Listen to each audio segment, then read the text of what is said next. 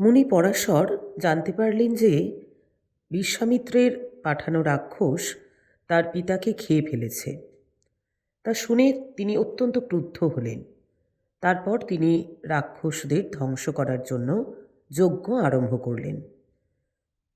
সেই যজ্ঞে শত শত রাক্ষস ভস্মীভূত হল।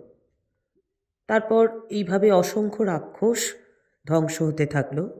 তখন মুনি পরাশরের পিতামহ, যাকে আমরা বশিষ্ঠ মুনি হিসাবে জানি, তিনি পরাশরকে বললেন যে তুমি ক্রুদ্ধ হইও না, কারণ রাক্ষসদের দোষ নেই, তোমার পিতার ভবিতব্য এরূপ নির্ধারিত ছিল।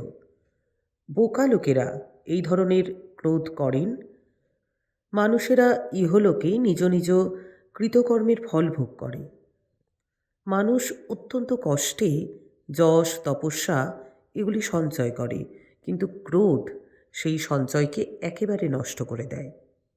এত রাক্ষসকে ধ্বংস করার ফলে যে রাক্ষসরা কোনো অপকার করেনি তারাও ধ্বংস হয়ে যাচ্ছে। তাদেরকে পুড়িয়ে ফেলা অনুচিত কাজ হচ্ছে। অতএব যজ্ঞ বন্ধ করা হোক। সাধুরা ক্ষমাকেই শ্রেষ্ঠ মনে করেন। মহাত্মা পিতামহ বশিষ্ঠ পরাশরকে এরূপ অনুরোধ করলে পরাশর তার কথার মর্যাদা রাখেন এবং যজ্ঞ বন্ধ করেন।